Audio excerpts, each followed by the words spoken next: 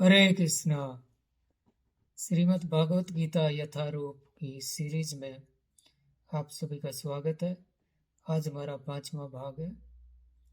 तो प्रथम अध्याय के हम 13 श्लोक कंप्लीट कर चुके हैं।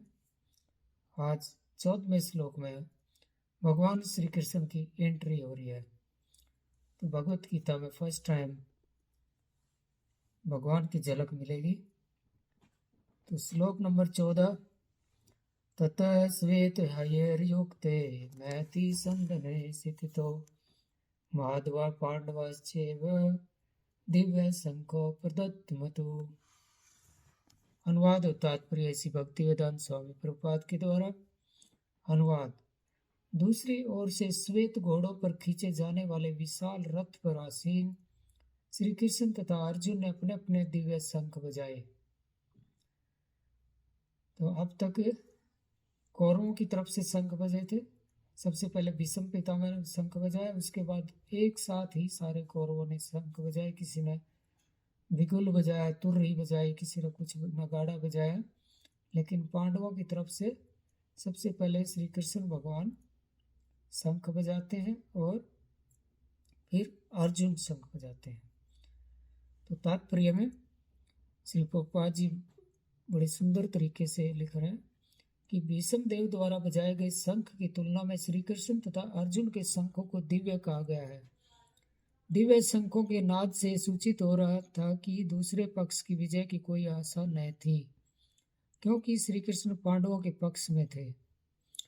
जयस्तु पांडुपुत्राणाम येषां पक्षे जनार्दन, कि जय सदा पांडु के पुत्र जैसों की ही होती है, क्योंकि भगवान श्री कृष्ण उनके साथ हैं। और जहाँ जहाँ श्री भगवान विद्यमान है वहीं वहीं लक्ष्मी भी रहती हैं, क्योंकि वह अपने पति के बिना नहीं रह सकती। अतः जैसा कि विष्णु या भगवान श्री कृष्ण के शंख द्वारा उत्पन्न दिव्य ध्वनि से सूचित हो रहा था, विजय तथा श्री दोनों ही अर्जुन की प्रतीक्षा कर रही थी। इसके अतिरिक्त जिस रथ में दोनों मित्र आसीन थे वह अर्जुन को अग्नि देवता द्वारा प्रदत्त था। तो इससे सूचित हो रहा था कि तीनों लोकों में जहाँ कहीं भी यह जाएगा वहाँ विजय निश्चित है। हरे कृष्णा। तो बड़ा स्पष्ट है कि यहाँ पे पांडवों की जीत के संकेत हमें मिल रहा है। एक नहीं, दो दो संकेत यहाँ पे मिल रहे हैं। पहला संकेत क्या? दिव्य शंख प्रदत्त मतु। दिव्य शंख जो है ये विजय की पहचान है। तो दिव्य शंख जो भीष्म पितामह ने शंख बजाया, जो कौरवों ने शंख बजाया, इसको किसी को दिव्य नहीं बोला गया, लेकिन श्री कृष्ण के और अर्जुन के शंखों को दिव्य बोला जा रहा है। तो दिव्य शंख साक्षात भगवान विष्णु की को लक्षित करता है कि जहाँ पर विष्णु है वहीं पर विजय होगी। और दूसरा शब्द है यहाँ पे माधवा पांडवस्य। माधव मीन्स माधव, माँ मीन्स लक्ष्मी, धव मीन्स नारायण। तो जहाँ पे लक्ष्मी है वहीं पे नारायण है, जहाँ पे नारायण है वहाँ पे लक्ष्मी है। तो लक्ष्मी सिर्फ धन को रिप्रेजेंट नहीं करती, लक्ष्मी विजय का भी सूचक है, राजयोग का सूचक भी है। तो यहाँ पे दो संकेत हमें ये मिल गए। एक तो दिव्य शंख और दूसरा माधव। माधव शब्द से कि लक्ष्मीपति। और तीसरा हमें सूचना मिली यहाँ पे कि ये दिव्य रथ महति संदने स्थितो। महति मतलब विशाल, संदने रथ विशाल श्वेत हयर युक्त, सफेद घोड़ों पर स्थापित होकर दोनों श्री कृष्ण और अर्जुन युद्ध में प्रवेश करते हैं। तो बड़ी दिव्य एंट्री है भगवान की, सफेद घोड़ों के ऊपर और विशाल रथ के ऊपर। तो ये जो रथ है ये भी कोई साधारण रथ नहीं है, ये भी अग्निदेव द्वारा प्रदान किया गया रथ है।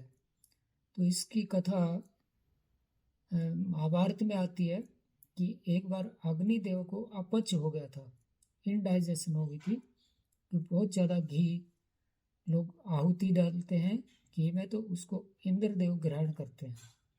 तो बहुत ज़्यादा घी पीने के कारण इंद्रदेव को अपच हो गई थी। तो इसकी वजह से वो खांडव वन को खाना चाहते थे अपने अग्नि के द्वारा। लेकिन जब भी वो खांडव वन को खाने की कोशिश करते, तभी इंद्र वहाँ पे बारिश कर देते। तो अग्निदेव ने अर्जुन से सहायता मांगी कि आप कुछ ऐसे बाण चलाओ कि बारिश का कोई असर ना हो और मैं इस खांडव वन को खाकर अपना पाचन तंत्र ठीक कर सकूं।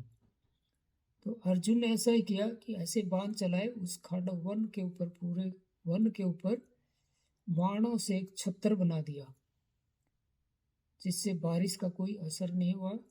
और इस तरह से अग्नि देवता ने उस खांडव वन को खा लिया और उनकी अपच खत्म हो गई। तो उनसे प्रसन्न होकर अग्नि देवता ने अर्जुन को ये दिव्य रथ भी प्रदान किया था। इस रथ की विशेषता यह है कि अगर ये एक लोक में, पृथ्वी पर नहीं, तीनों लोक में जहाँ भी जाएगा ये विजय प्राप्त करेगा। तो ये कोई साधारण रथ नहीं था। तो यहाँ पे 3 संकेत हमें विजय के मिल जाते हैं। पहला दिव्य शंख, दूसरा माधव लक्ष्मीपति, जिनकी साइड है उन्हीं की जीत निश्चित है। तभी इसमें यहाँ पे प्रभुपाद जी ने इसको कोट किया है कि जयस्तु पांडुपुत्रा नाम ये शान पक्षे जनार्दन, की जीत तो पांडु के पुत्र जैसों की ही होती है।